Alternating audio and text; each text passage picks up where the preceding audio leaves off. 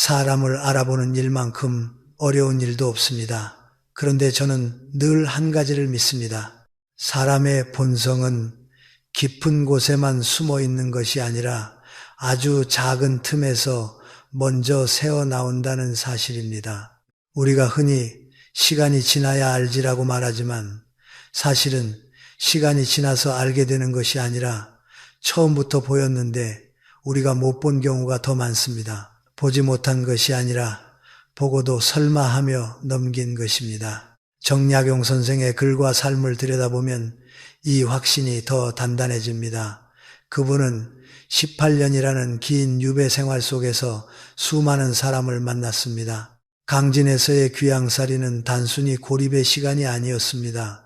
사람의 마음을 해부하듯 관찰하게 만든 시간입니다. 겉으로는 친절하지만 속으로는 칼을 품은 사람, 평소에는 의리와 우정을 말하다가 이익 앞에서 돌변하는 사람, 말은 거창한데 실천은 한 발자국도 없는 사람, 그런 사람들을 가까이 두었다가 큰 화를 입는 장면을 그분은 수없이 목격했습니다. 저는 이 대목에서 우리 삶과 정확히 맞닿아 있다고 느낍니다. 요즘도 그렇지요. 처음에는 다정하게 다가옵니다. 도와드릴게요. 제가 책임질게요. 당신 편이에요. 그런데 막상 일이 생기면 표정이 바뀝니다. 말투가 바뀝니다. 책임을 슬쩍 미룹니다. 은근히 당신을 불편하게 만들고 당신이 죄인처럼 느끼게 합니다. 그리고 어느 순간 당신은 자기 자신에게 묻게 됩니다. 내가 뭘 잘못했나?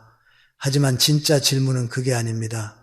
내가 그 작은 신호를 왜 무시했나가 더 정확한 질문입니다. 정약용 선생은 아들들에게 편지를 쓸 때마다 사람 보는 눈을 길러야 한다고 했습니다. 사람을 잘못 가까이 두면 내 삶 전체가 흔들린다는 것을 너무 뼈아프게 알았기 때문입니다. 관계는 단순히 정을 나누는 일이 아닙니다. 관계는 내 시간을, 내 에너지를, 내 마음을, 내 삶의 방향을 함께 나누는 일입니다. 그러니 어떤 사람을 가까이 두느냐는 결국 어떤 삶을 살겠다는 선택과 같습니다. 여기서 우리가 한 가지 오해를 합니다. 좋은 사람을 만나야 한다는 말은 맞지만 그것보다 먼저 해야 할 일이 있습니다. 나쁜 사람을 피하는 지혜입니다. 좋은 사람을 찾는 일은 어렵습니다. 하지만 해로운 사람을 가려내는 것은 조금만 훈련하면 생각보다 가능합니다. 왜냐하면 해로운 사람은 반드시 흔적을 남기기 때문입니다. 그것이 바로 작은 행동과 사소한 말투입니다. 사람은 자신을 포장할 수 있습니다. 웃음도 만들 수 있고 친절도 연출할 수 있습니다. 선물도 할 수 있고 멋진 말도 할 수 있습니다. 그러나 결정적인 순간에 드러나는 태도는 숨기기 어렵습니다. 특히 힘이 걸린 순간, 이익이 걸린 순간, 책임이 걸린 순간, 혹은 감정이 흔들리는 순간에 그 사람의 본바탕이 나옵니다. 저는 이것을 마음의 무게중심이라고 부릅니다. 겉은 흔들리지 않는 것처럼 보여도 무게중심이 어디에 있는지 보면 그 사람이 보입니다. 자기중심인지, 타인중심인지, 원칙중심인지, 아니면 이익중심인지, 오늘 제가 드리고 싶은 이야기는 단순한 목록이 아닙니다. 이런 사람 조심하세요 정도의 가벼운 조언이 아닙니다. 사람 때문에 마음이 달아본 분들은 아십니다. 한 사람을 잘못 가까이 두면 내 평온이 무너지고 내 자존감이 흔들리고 심지어 내 성격까지 변합니다. 원래는 넉넉하던 사람이 쪼그라듭니다. 원래는 밝던 사람이 의심이 많아집니다. 원래는 단순하던 사람이 계산을 하게 됩니다. 결국 피해는 그 사람이 주는 것이 아니라 그 사람 곁에서 변해가는 나가 더 크게 남습니다. 그래서 저는 단호하게 말씀드리고 싶습니다. 7가지 모습 중 단 하나라도 반복해서 보인다면 그 관계는 정리라는 단어를 진지하게 검토해야 합니다. 물론 사람은 누구나 실수합니다. 누구나 한 번쯤은 화를 낼 수 있고 누구나 서운할 수 있고 누구나 부족할 수 있습니다. 그러나 중요한 것은 패턴입니다. 한 번의 실수가 아니라 그 사람의 습관처럼 반복되는 태도, 그것이 바로 본성에 가까운 것입니다. 어떤 분들은 이렇게 말합니다. 그래도 정이 있잖아요. 그래도 오래 봤잖아요. 그래도 내가 참으면 되잖아요. 그런데 저는 여기서 꼭 짚어야 한다고 생각합니다. 정은 참는다고 깊어지는 것이 아닙니다. 정은 서로를 살리는 방향으로 흐를 때 깊어집니다. 오래 봤다는 사실이 나를 지켜주지 않습니다. 오히려 오래 봤기 때문에 더 늦게 손을 놓지 못해 더 큰 상처를 만들기도 합니다. 그리고 내가 참으면 된다는 말은 대개 내가 이미 많이 무너졌다는 신호입니다. 관계는 한 사람이 견디는 방식으로 유지되는 것이 아니라 두 사람이 함께 지키는 방식으로 유지되어야 합니다. 정약용 선생이 유배지에서 깨달은 것도 결국 이것입니다. 사람의 본성은 감출 수 없고 작은 틈으로 반드시 새어나오며 그것을 알아차리는 사람이 자기 인생을 지킨다는 사실입니다.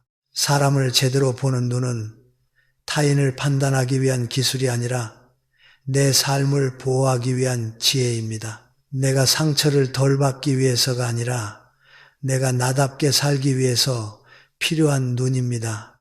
이제 우리는 본론으로 들어가야 합니다.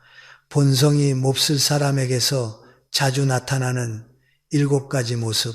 그중 하나라도 보이면 언젠가 괜찮아지겠지라는 기대를 내려놓으셔야 합니다. 기대는 관계를 살리기도 하지만 잘못된 사람에게 기대를 걸면 그 기대가 내 마음을 먼저 죽입니다. 저는 오늘 이 이야기를 통해 여러분이 누군가를 미워하게 만들고 싶지 않습니다. 다만 한 가지, 여러분의 마음이 더 이상 소모품처럼 쓰이지 않기를 바랍니다. 여러분의 시간과 평온이 누군가의 변덕과 이익을 위해 쓰이지 않기를 바랍니다. 첫 번째 모습부터 살펴보겠습니다. 사소한 일에 쉽게 화를 내는 사람입니다. 작은 일에도 불같이 터지는 사람, 말 한마디에 얼굴이 굳고 눈빛이 날카로워지고 주변을 얼어붙게 만드는 사람 말입니다. 이런 사람은 단지 성격이 급한 것이 아닙니다. 마음을 다스리는 능력이 약한 것입니다. 마음의 그릇이 작은 사람은 작은 물에도 넘칩니다. 지금은 남에게 화를 내지만 그 화살은 언제든 내게로 날아옵니다. 그리고 더 무서운 것은 그 곁에 있으면 내가 먼저 작아진다는 사실입니다. 늘 눈치를 보게 되고 말 한마디를 계산하게 되고 숨을 죽이며 살게 됩니다.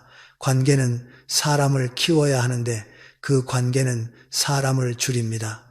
그러니 우리는 그 작은 폭발을 경고등으로 보아야 합니다. 작은 폭발은 작은 일이 아니라 그 사람의 내면이 흔들리는 방식이기 때문입니다. 사소한 일에 불같이 화를 내는 사람을 가까이 두고 지내다 보면 처음에는 이런 생각을 합니다. 원래 성격이 좀 급한가 보다. 요즘 스트레스가 많아서 그렇겠지. 내가 말만 조심하면 괜찮을 거야. 그런데 문제는 그 다음부터입니다. 그 사람의 화는 사건이 아니라 습관이고 감정 표현이 아니라 지배 방식이 됩니다. 결국 그 관계 안에서 가장 먼저 무너지는 것은 분위기가 아니라 당신의 마음의 평정입니다.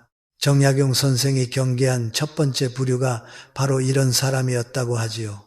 작은 일에 성을 내는 자는 큰 일을 그르친다. 저는 이 말이 인간관계에서도 그대로 적용된다고 봅니다. 작은 일에 쉽게 불붙는 사람은 인생의 중요한 순간에 더 쉽게 무너집니다. 그리고 더 큰 문제는 그 무너짐이 자기 안에서 끝나지 않고 주변 사람을 끌어당겨 함께 흔든다는 데 있습니다. 감정을 제어하지 못하는 사람 곁에 있으면 주변 사람들은 이성으로 살지 못하고 눈치로 살게 됩니다. 우리는 감정을 느낍니다. 화도 납니다. 그것 자체는 죄가 아닙니다. 그런데 화라는 감정을 어떻게 다루느냐가 그 사람의 품격이고 인격이며 관계의 수준입니다. 사소한 일에 화를 내는 사람은 대개 자기 감정의 원인을 밖에서 찾습니다. 밥이 늦게 나와서, 사람이 답답해서, 누가 말을 거슬리게 해서, 물건이 제자리에 없어서. 하지만 엘하키카는 다릅니다. 그 사람 안에는 이미 늘 불이 붙어 있습니다. 작은 일은 그 불을 꺼내는 성냥일 뿐입니다. 그러니 성냥을 치우면 끝날 것 같지만 성냥이 아니라 불씨 자체가 문제인 것입니다. 이런 사람의 화에는 특징이 있습니다. 사과가 없습니다. 화를 내고 난 뒤에 내가 좀 심했지라고 돌아보지 않습니다. 오히려 네가 그렇게 했잖아 라고 정당화합니다. 그리고 그 정당화는 점점 더 단단해집니다. 처음엔 큰 소리, 그 다음엔 비꼬는 말, 그 다음엔 무시, 그 다음엔 모욕.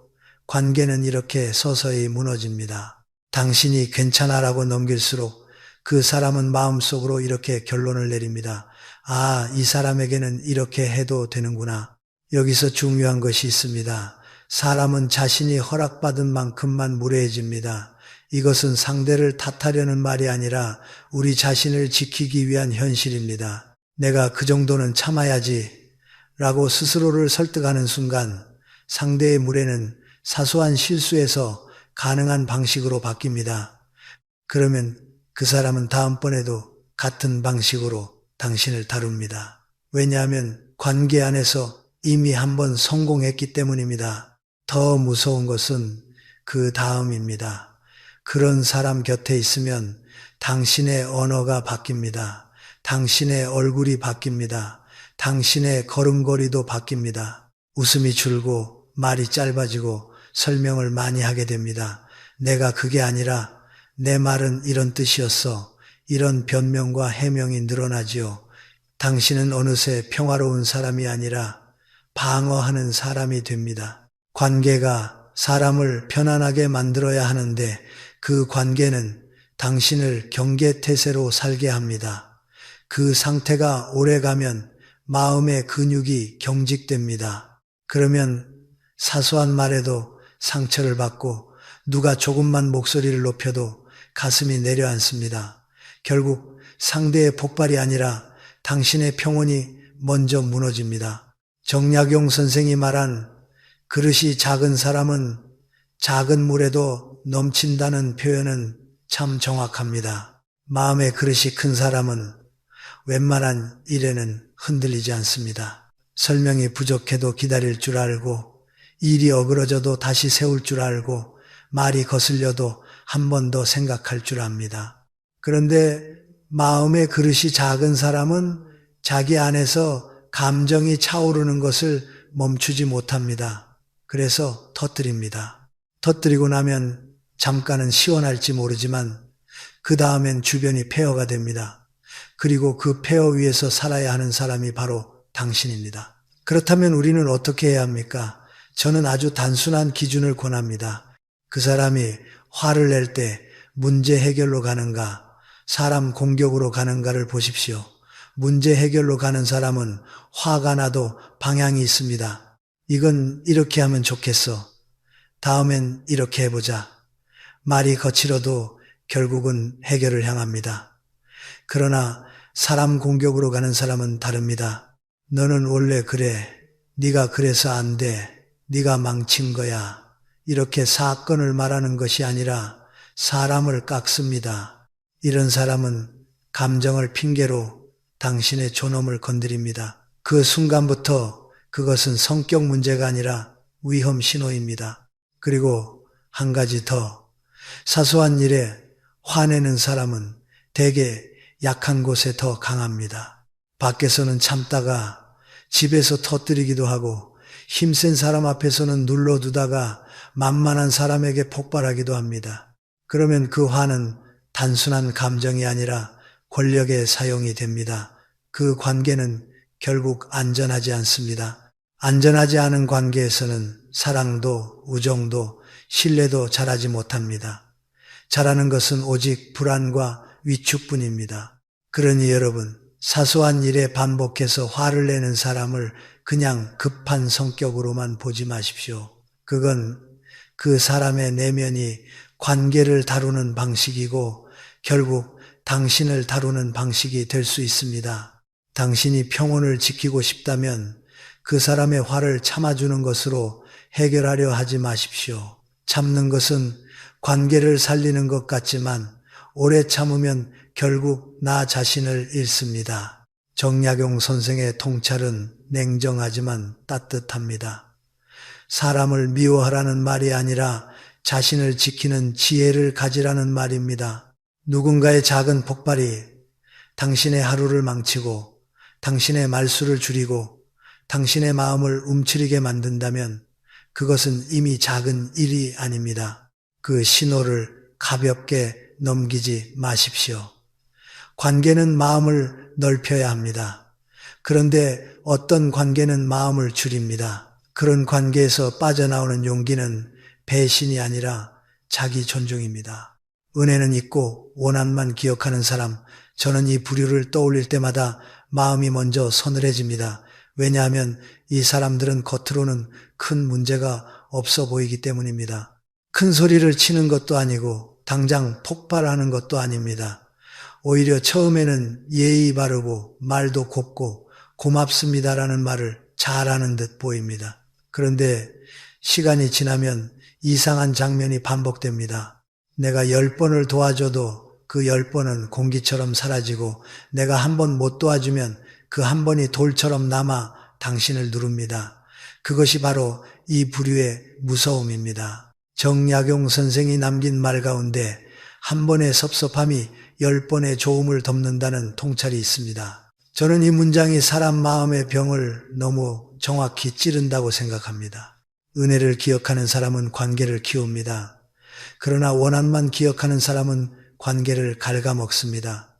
그리고 그 갉아먹는 방식이 아주 조용합니다. 오늘 당장 싸움이 일어나는 것이 아니라 당신이 언젠가 죄인이 되는 구조로 관계를 설계합니다. 이런 사람들의 마음속에는 감사가 자리 잡지 못합니다.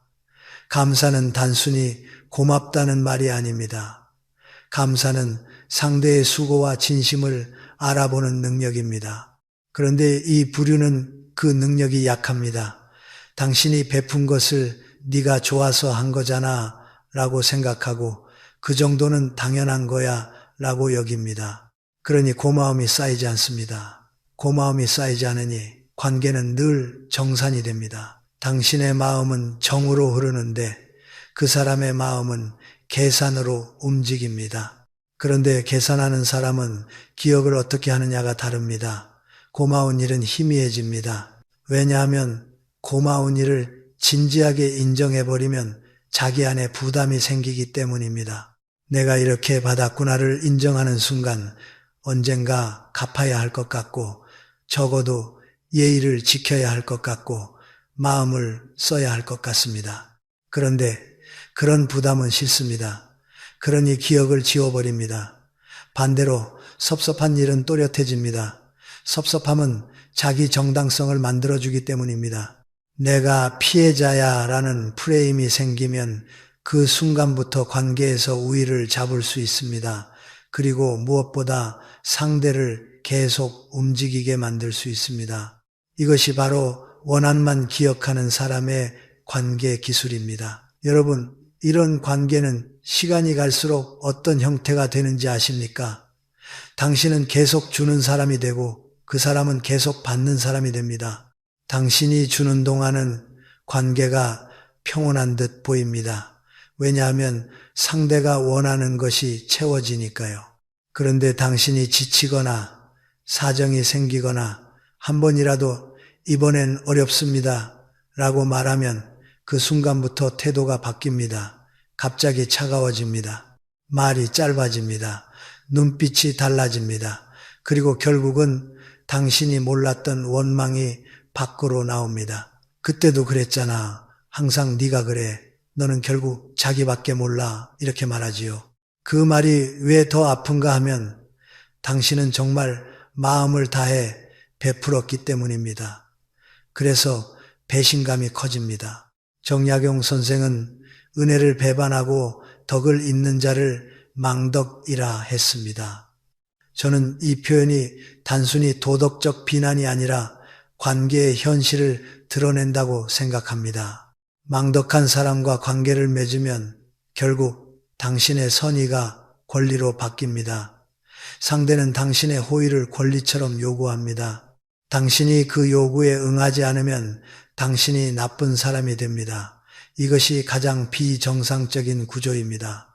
정상적인 관계는 서로의 호의를 선물로 받습니다. 그러나 비정상적인 관계는 호의를 의무로 만들고 결국 상대를 죄인으로 만듭니다. 여기서 반드시 확인해야 할 신호가 있습니다. 그 사람은 고맙다라는 말을 할 때도 그 말에 온기가 있는가, 혹은 말은 하는데 마음은 없는가, 그리고 더 중요합니다. 그 사람은 당신이 베풀지 못할 때 당신의 상황을 이해하려 하는가, 아니면 곧바로 삐치고 비꼬고 거리두고 은근한 벌을 주는가. 원한을 품는 사람은 대개 직접적으로 공격하지 않습니다. 대신 차가움으로 벌을 줍니다.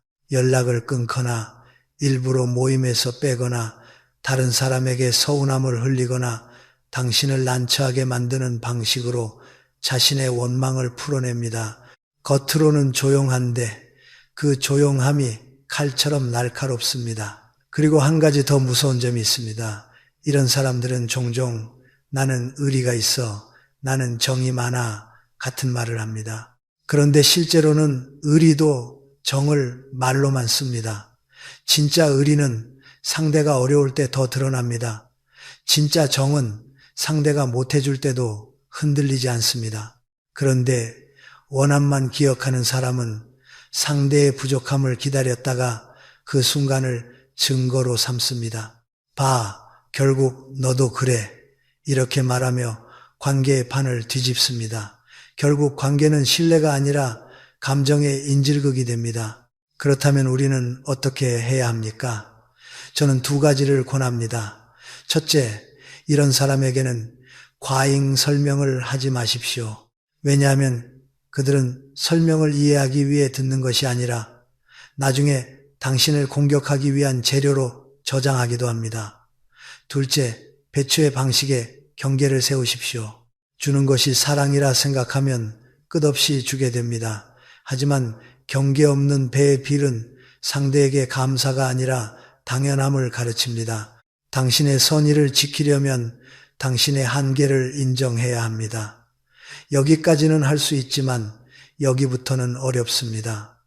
이 말을 담담하게 할 수 있어야 합니다. 정약용 선생이 주는 메시지는 분명합니다. 은혜를 모르는 사람과 관계를 이어가면 결국 당신의 마음이 마릅니다. 꿀을 독항아리에 붓는 것과 같다고 했지요. 저는 이 비유를 늘 기억합니다. 꿀이 문제가 아니라 항아리가 문제입니다. 당신의 마음이 아무리 따뜻해도 상대의 그릇이 독으로 가득 차 있으면 당신의 따뜻함은 그 독을 중화시키지 못합니다. 오히려 당신이 먼저 상처를 입습니다. 그러니 여러분, 관계에서 이런 신호가 반복된다면 결단해야 합니다. 내가 더 잘하면 달라지겠지가 아니라 내가 더 하면 더 당연해지겠지를 생각해야 합니다. 은혜를 잊고 원한만 기억하는 사람은 당신이 아무리 잘해도 만족하지 않습니다. 왜냐하면 그 사람의 문제는 당신의 부족함이 아니라 그 사람 안에 감사할 줄 모르는 마음이기 때문입니다. 그 마음은 당신이 채워줄 수 있는 것이 아닙니다. 관계는 서로를 살려야 합니다. 그런데 어떤 관계는 한쪽의 마음을 갉아먹습니다. 당신이 누군가에게 계속 죄책감을 느끼고 늘 미안하고 늘 부족한 사람처럼 느껴진다면 그 관계는 이미 건강하지 않습니다. 이 신호를 가볍게 넘기지 마십시오. 당신의 마음은 소모품이 아닙니다. 당신의 선의는 더 좋은 사람에게 쓰일 자격이 있습니다. 남의 불행을 보고 속으로 기뻐하는 사람, 저는 이 부류를 가장 두려워합니다. 왜냐하면 이 사람들은 겉으로는 아주 멀쩡한 얼굴을 하고 있기 때문입니다. 겉으로는 위로합니다. 아이고, 얼마나 힘들어. 괜찮아. 마음 아프겠다. 말은 그렇게 합니다. 그런데 눈빛이 다릅니다. 표정이 아주 잠깐 흔들립니다. 말끝이 묘하게 가벼워집니다. 그리고 그 짧은 순간 당신은 설명하기 어려운 불쾌감을 느낍니다. 그게 바로 신호입니다.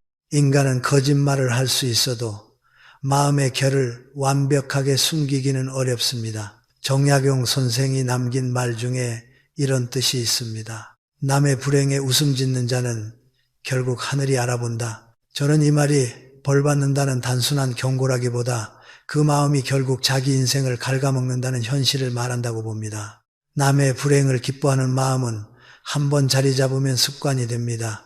그리고 그 습관은 그 사람의 인간관계를 망가뜨립니다. 왜냐하면 그 사람은 누군가의 성공을 진심으로 축하할 수 없고 누군가의 성장을 함께 기뻐할 수 없기 때문입니다. 사람이 왜 남의 불행을 기뻐할까요?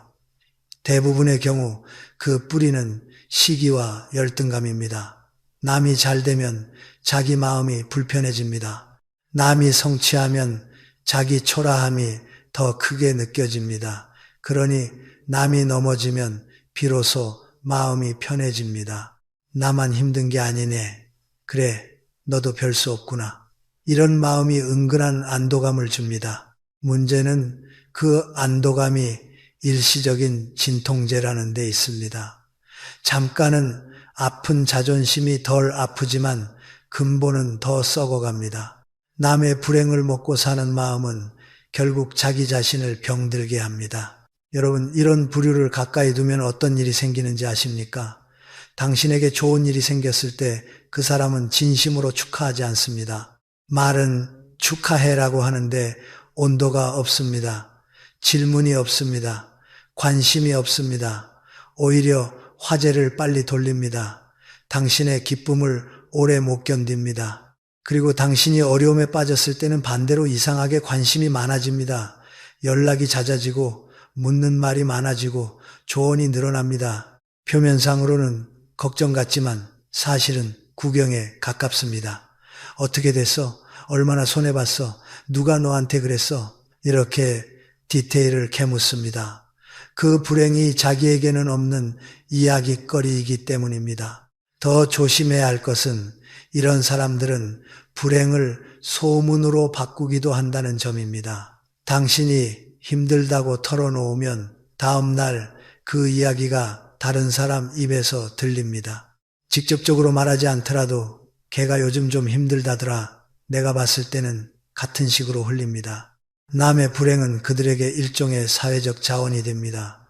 자기 존재감을 만들고 다른 사람들 사이에서 나는 안다는 위치를 확보하는 도구가 됩니다. 그러니 이런 사람에게 마음을 열면 당신의 아픔이 당신을 치유하는 재료가 아니라 그 사람의 입을 즐겁게 하는 재료로 소비됩니다.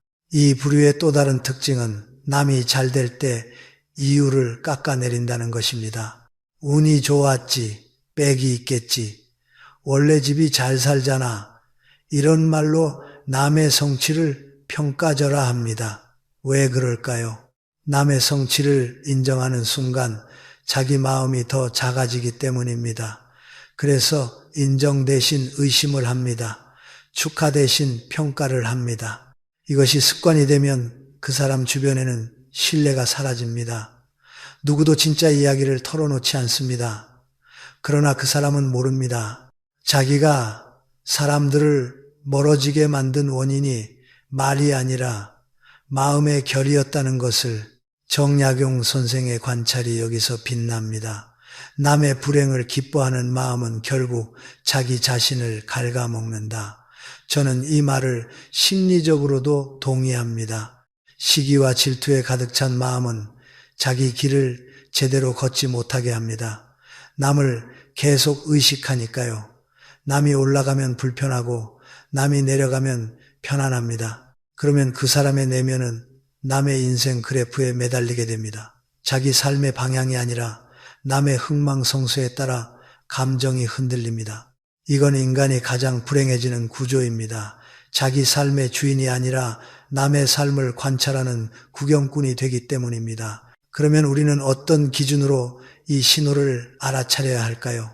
저는 아주 현실적인 기준을 권합니다. 당신이 행복할 때 불편해하는 사람, 그리고 당신이 힘들 때 유독 활기를 띠는 사람은 조심해야 합니다. 또 하나는 당신의 실패나 아픔을 이야기할 때 해결을 돕는 질문이 아니라 구경을 위한 질문을 계속하는 사람입니다. 마지막으로 당신이 잘 될 때는 칭찬을 아끼면서도 당신이 흔들릴 때는 평가를 과하게 하는 사람.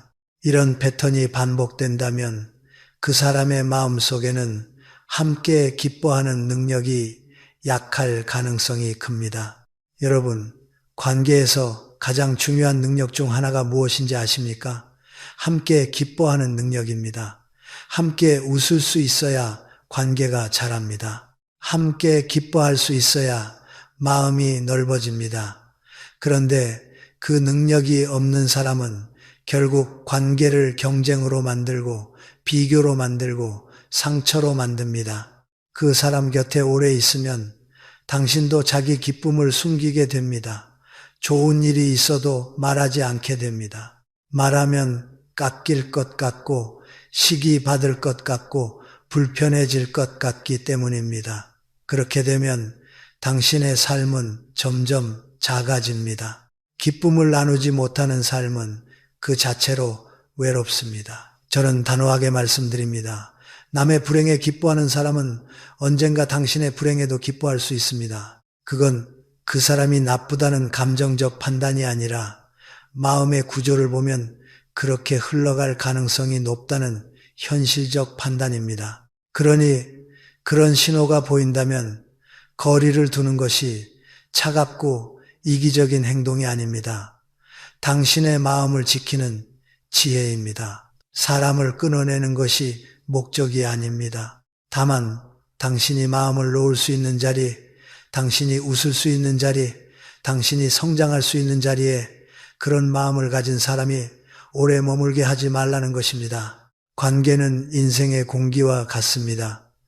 공기가 탁하면 숨이 막히듯 마음이 탁한 사람 곁에서는 당신의 영혼이 답답해집니다. 그 답답함을 내가 예민해서 그래 라고 넘기지 마십시오. 예민함이 아니라 경고등일 수 있습니다. 자신의 잘못을 남에게 돌리는 사람, 저는 이 부류를 가장 피곤한 사람이라고 부릅니다. 왜냐하면 함께 있으면 일이 해결되지 않습니다. 문제는 늘 남아있고 대신 책임만 떠다니기 때문입니다.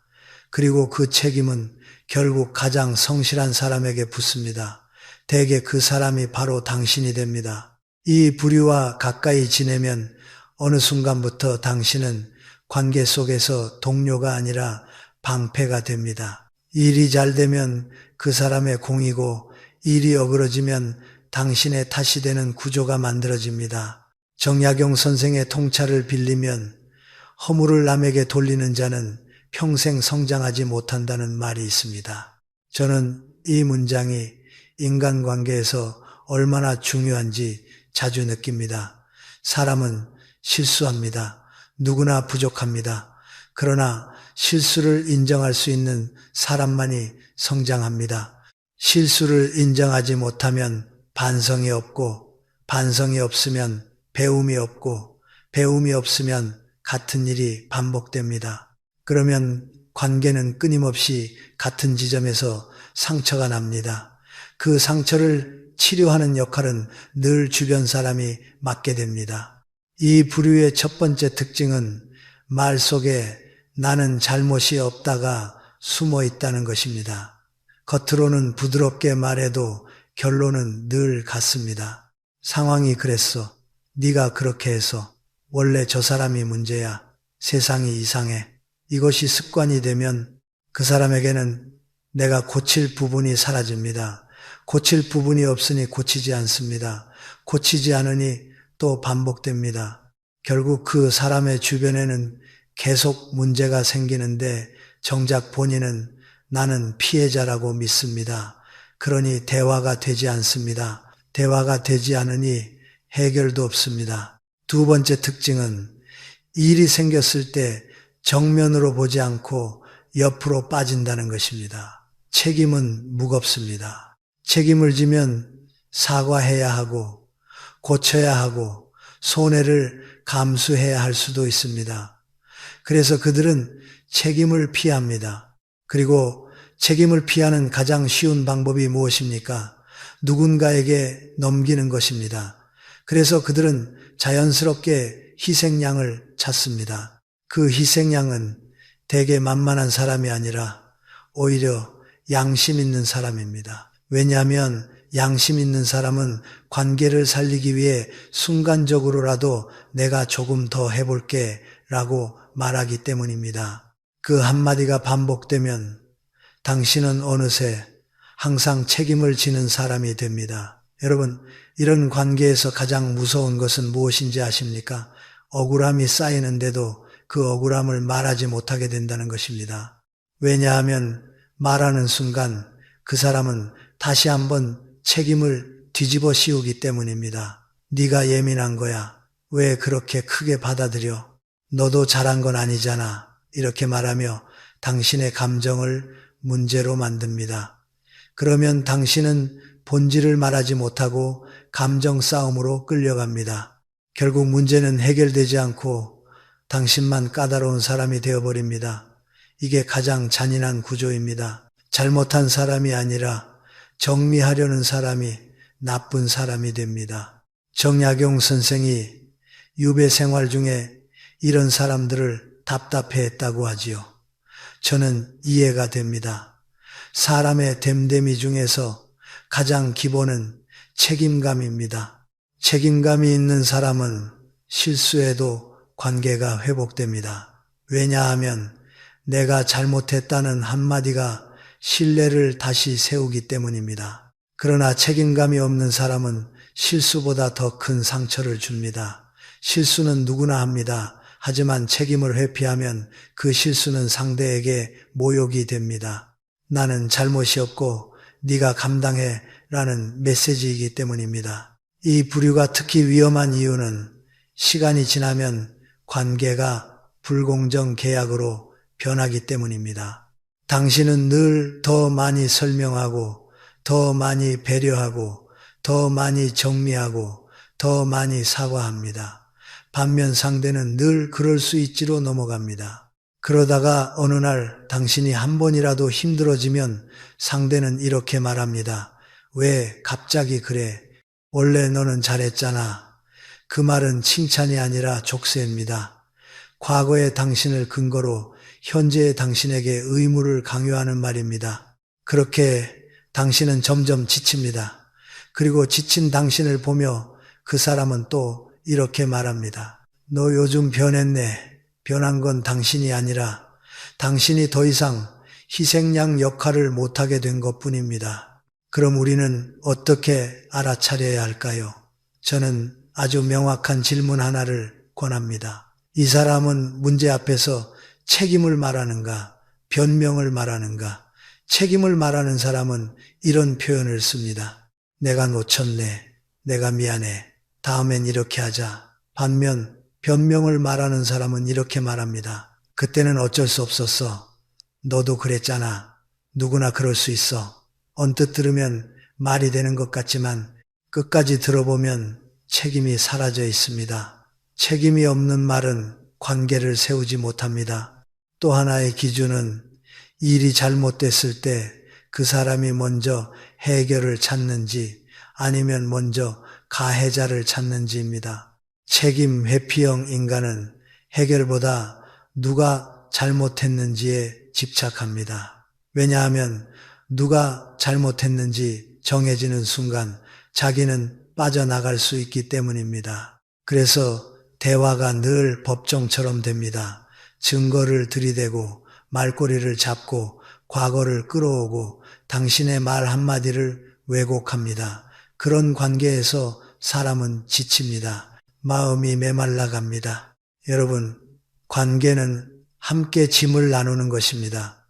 그런데 어떤 사람과 있으면 짐이 나눠지지 않고 한쪽으로 몰립니다. 그것이 반복된다면 그건 우연이 아니라 구조입니다. 그 구조의 중심에는 대개 책임 회피가 있습니다. 정약용 선생이 아들들에게 당부했다는 말이 떠오릅니다. 자신의 잘못을 남에게 돌리는 자와는 일을 함께하지 말라.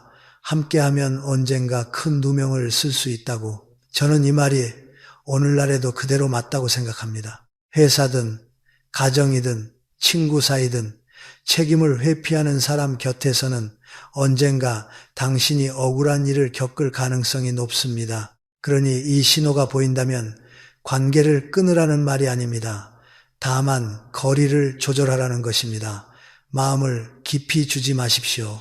중요한 일을 함께 도모하지 마십시오. 책임이 필요한 자리에서 그 사람을 중심에 두지 마십시오. 그리고 무엇보다 그 사람이 책임을 떠넘길 때마다 당신이 무조건 받아주지 마십시오. 그건 제 책임이 아닙니다. 이 부분은 당신이 정리해야 합니다. 이 말을 차분히 할 수 있어야 합니다. 그 한마디가 당신을 지킵니다. 당신은 누군가의 실수를 대신 짊어지기 위해 태어난 사람이 아닙니다. 당신의 성실함이 누군가의 무책임을 덮는 천이 되지 않기를 바랍니다. 관계에서 가장 큰 지혜는 좋은 말을 하는 사람이 아니라 책임을 지는 사람을 가까이 두는 것입니다. 책임을 지는 사람과 함께하면 삶이 편안해집니다. 책임을 피하는 사람과 함께하면 삶이 늘 불안해집니다. 그 차이를 가볍게 보지 마십시오. 약자에게는 강하고 강자에게는 약한 사람. 저는 이 모습을 볼 때마다 그 사람의 인격은 어디에 기대어 서 있는가를 생각하게 됩니다. 인격이 원칙 위에 서 있으면 위아래가 달라도 태도가 크게 바뀌지 않습니다. 그러나 인격이 이익 위에 서 있으면 사람을 대하는 태도는 지위에 따라, 돈에 따라, 힘에 따라 달라집니다. 그리고 그 변화가 빠를수록 위험합니다. 왜냐하면 그런 사람의 친절은 마음이 아니라 계산에서 나오기 때문입니다. 정약용 선생이 경계하라고 했던 말이 있지요. 위에는 아첨하고 아래는 억누르는 자를 가장 경계하라. 저는 이 말이 단순한 도덕적 충고가 아니라 관계에서 실제로 일어나는 피해의 방향을 알려주는 경고라고 봅니다. 이런 사람은 자신보다 힘이 센 사람 앞에서는 한없이 고개를 숙입니다. 말투가 바뀌고 표정이 바뀌고 몸짓까지 바뀝니다. 필요 이상으로 칭찬하고 필요 이상으로 맞장구 치고 필요 이상으로 비위를 맞춥니다. 그런데 더 약한 사람 앞에서는 정반대입니다. 말이 거칠어지고 명령조가 되고 사소한 일에도 평가하고 함부로 대합니다. 그 사람에게는 인간이 아니라 서열이 보이는 것입니다. 이 부류의 핵심은 간단합니다. 사람을 사람으로 보지 않습니다. 사람을 쓸모로 봅니다. 그래서 윗사람은 얻을 것이 있고 아랫사람은 잃을 것이 없으니 태도가 갈립니다. 그런데 우리는 종종 착각합니다. 저 사람은 사회성이 좋아, 센스가 있어, 처세술이 뛰어나. 물론 세상 살다 보면 처세도 필요합니다. 그러나 처세와 인격은 다릅니다. 처세는 상황에 맞춰 움직이는 기술이고 인격은 상황이 바뀌어도 지켜지는 기준입니다. 약자에게 강하고 강자에게 약한 사람은 처세는 능하지만 인격의 기준이 약한 경우가 많습니다. 그러니 그 사람을 믿고 깊이 가면 언젠가 그 처세의 칼날이 당신에게도 향할 수 있습니다. 여러분, 이런 사람의 특징은 선택적 친절입니다. 어느 날은 유난히 친절합니다. 특히 당신이 뭔가 도움이 될 때, 그런데 당신이 도움이 되지 않는 순간, 혹은 당신이 어려움에 빠져 힘이 약해지는 순간, 그 친절이 차갑게 식습니다. 그때 당신은 깨닫습니다. 아, 내게 한 친절이 나를 향한 것이 아니라 내가 가진 무언가를 향한 것이었구나.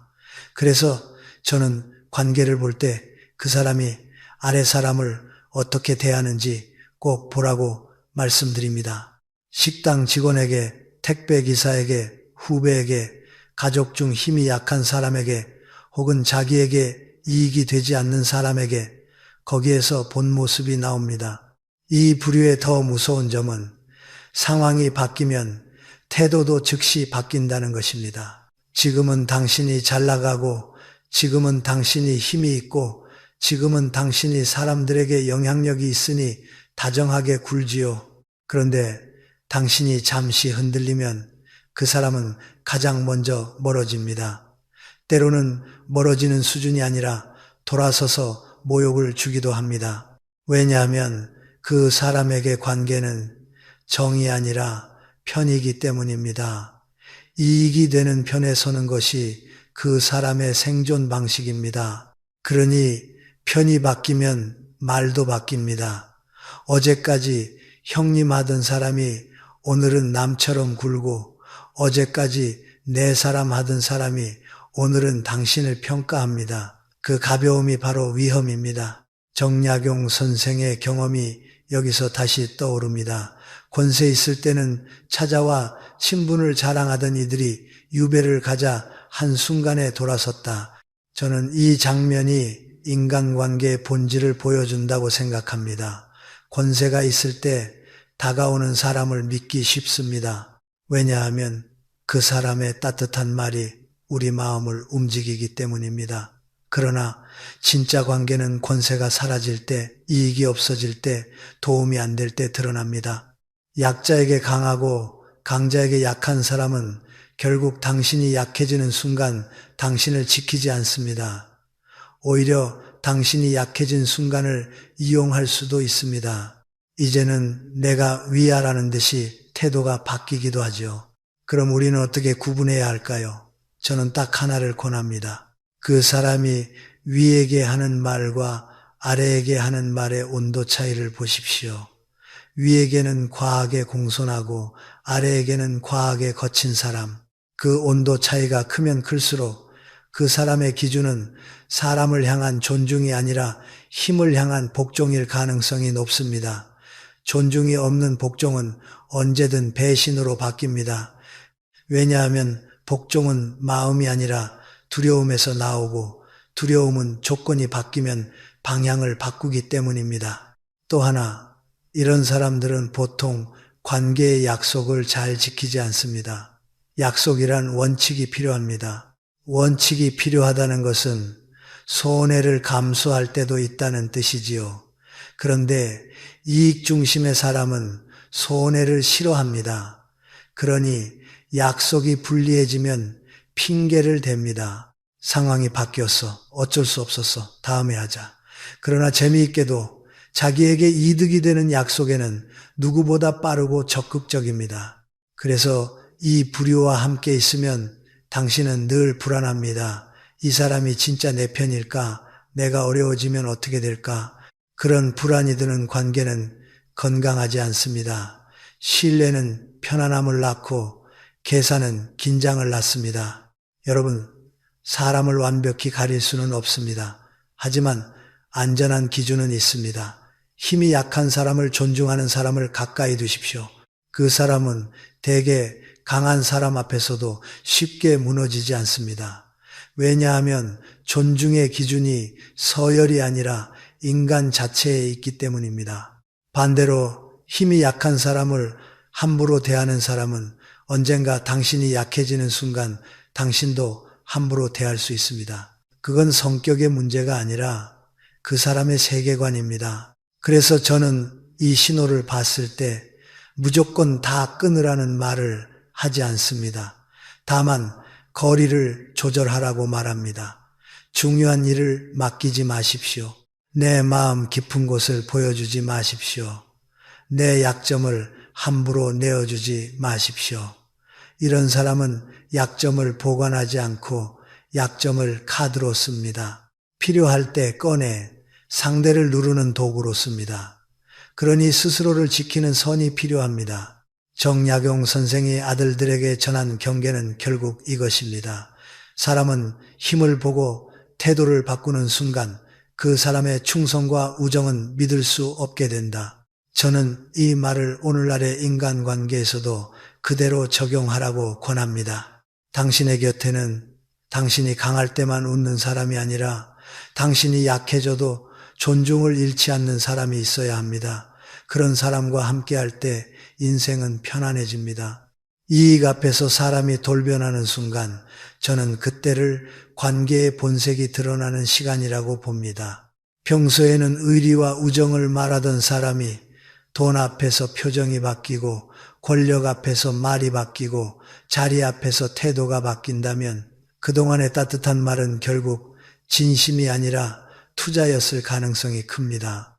가까이 지낸 이유가 마음이 아니라 언젠가 쓸모가 있을까 하는 계산이었던 것이지요. 정약용 선생이 이런 부류를 두고 소인배라 한 것은 단순한 욕이 아닙니다. 사람의 크기를 말한 것입니다. 큰 사람은 손해 앞에서도 기준을 지키지만 작은 사람은 손해 앞에서 기준을 버립니다. 그리고 이익에 따라 움직이는 사람은 결국 관계를 사람과 사람이 아니라 계약과 거래로 바꿔버립니다. 거래가 나쁜 것은 아닙니다. 문제는 우정의 얼굴을 한 거래입니다. 겉으로는 친구처럼 굴고 속으로는 손익을 따지는 관계. 그건 친구도 아니고 동지도 아닙니다. 그건 기회가 생기면 당신을 먼저 내려놓을 수 있는 사람입니다. 이 부류의 특징은 처음에는 참 매력적으로 보입니다. 말이 좋습니다. 우린 오래 갈 거야. 내가 책임질게. 너는 내 사람이지. 이런 말로 관계를 단단하게 묶습니다. 그런데 그 말이 진짜인지 가짜인지는 언제 드러나느냐? 바로 이익이 걸릴 때입니다. 돈 문제, 자리 문제, 평가 문제, 혹은 누군가의 편을 골라야 하는 상황. 그때 그 사람은 너무 빠르게 움직입니다. 빠르게 더 유리한 쪽을 고르고 빠르게 더 강한 쪽에 서고 빠르게 더 안전한 쪽으로 몸을 돌립니다. 그리고 그 과정에서 당신은 잠깐이라는 단어를 듣게 됩니다. 잠깐만, 지금은 어쩔 수 없어. 잠깐만, 다음에 도와줄게. 그런데 그 잠깐이 결국은 영원이 됩니다. 당신은 혼자 남고 그 사람은 이미 다른 편에 서 있습니다. 정약용 선생이 말한 이익으로 모이고 이익으로 흩어진다는 표현은 관계의 진짜 구조를 보여줍니다. 이익 중심의 사람은 관계를 만들 때도 이익으로 만들고 관계를 버릴 때도 이익으로 버립니다. 이익이 있을 때는 형제처럼 굴다가 이익이 없어지면 남처럼 변합니다. 그리고 더 무서운 것은 당신이 방해가 되면 적처럼 대하기도 한다는 점입니다. 그때 당신은 놀랍니다. 어제까지 내 편이던 사람이 어떻게 이렇게까지 하지? 하지만 그 사람에게는 일관성이 있습니다. 사람을 소중히 여기는 일관성이 아니라 자기 이익을 지키는 일관성입니다. 이 부류가 특히 위험한 이유는 겉으로는 의리를 말하며 당신의 마음을 열게 만들기 때문입니다. 마음을 열면 정보가 나옵니다. 약점이 나옵니다. 당신의 계획이 나오고 당신의 고민이 나오고 당신의 사정이 나옵니다. 그런데 이익 중심의 사람은 그 정보를 신뢰로 보관하지 않습니다. 상황이 바뀌면 그 정보를 협상 카드로 씁니다. 때로는 소문으로 흘리고 때로는 비교의 재료로 쓰고 때로는 당신을 압박하는 방식으로 꺼내듭니다. 그러니 이런 사람과 깊어질수록 당신은 더 위험해집니다. 여러분, 이익 앞에서 변하는 사람은 대개 자신을 이렇게 포장합니다. 현실적으로 생각해야지.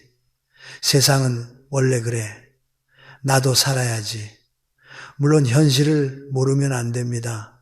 하지만 현실과 비열함은 다릅니다.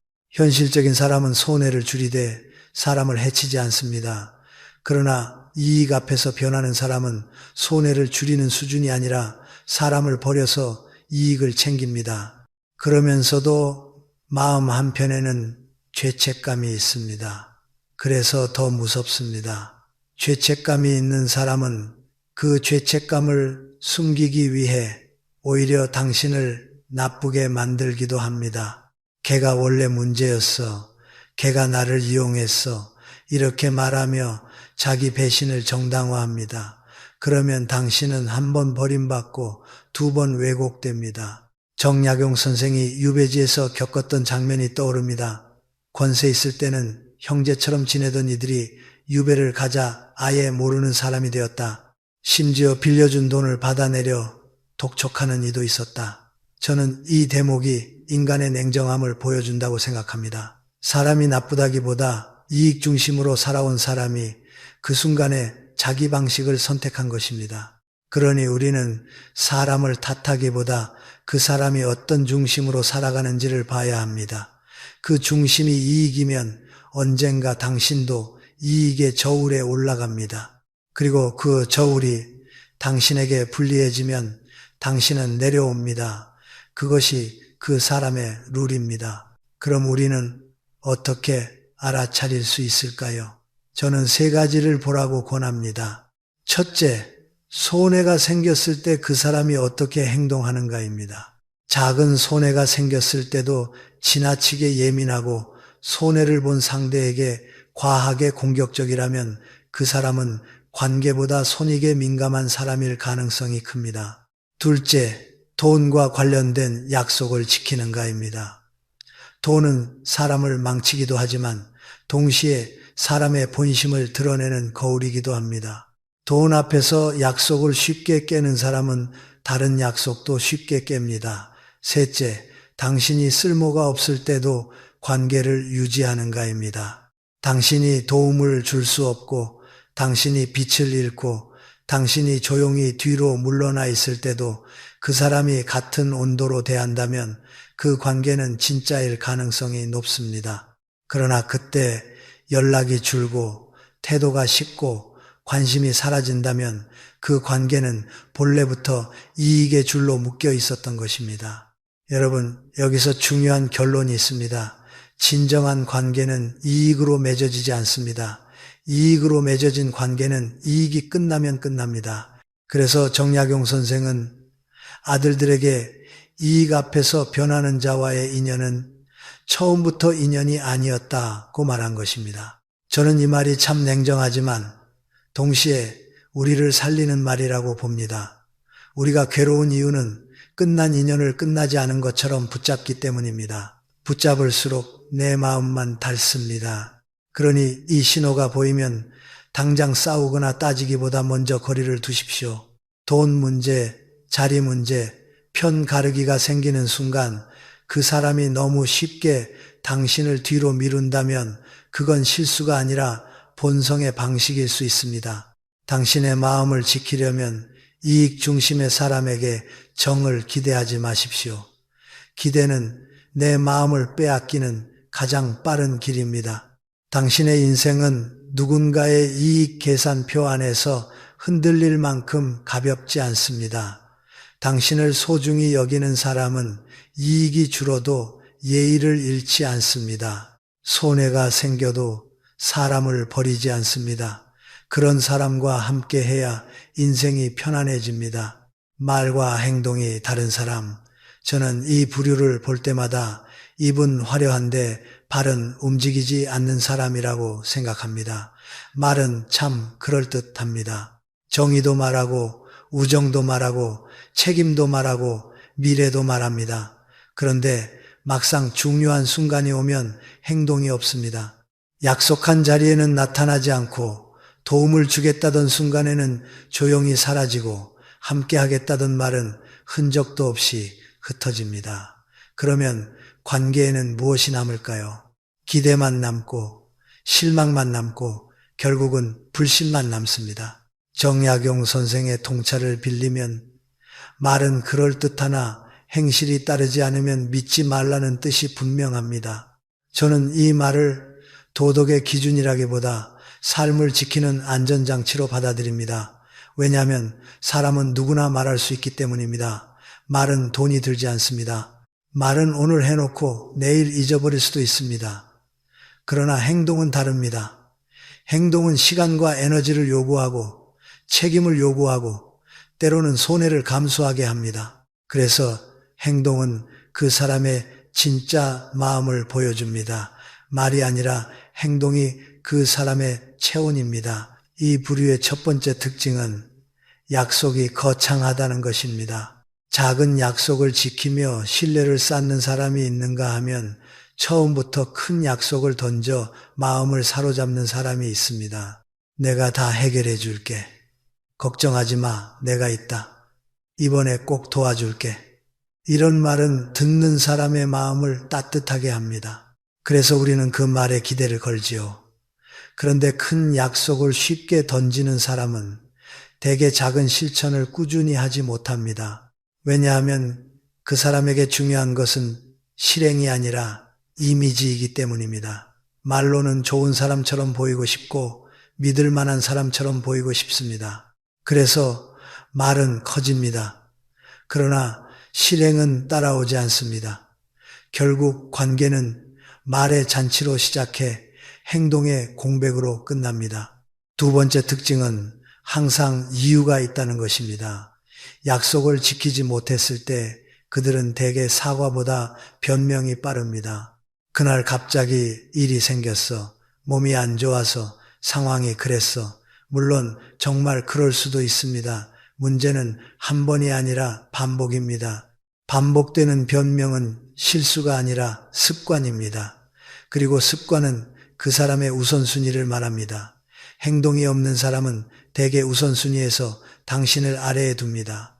그런데 입으로는 당신을 위에 둔다고 말합니다. 그 간극이 바로 상처를 만듭니다. 세 번째 특징은 기대하게 만들고 방치한다는 것입니다. 말이 화려한 사람은 상대의 마음을 쉽게 움직입니다. 그래서 상대는 기대합니다. 기대가 커지면 마음이 더 많이 열립니다. 그런데 그 순간부터 상대는 취약해집니다. 왜냐하면 이미 믿었기 때문입니다. 믿은 만큼 상처가 깊어지지요. 이때 말과 행동이 다른 사람은 종종 아주 교묘한 방식을 씁니다. 완전히 끊어버리지는 않습니다. 가끔 연락을 합니다. 가끔 좋은 말을 합니다. 가끔 미안하다고 합니다. 그러면서도 본질은 바뀌지 않습니다. 행동은 여전히 없습니다.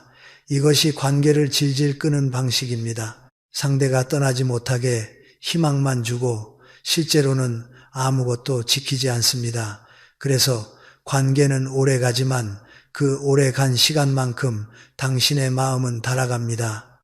여러분, 말과 행동이 다른 사람을 가까이 두면 어떤 일이 생기는지 아십니까?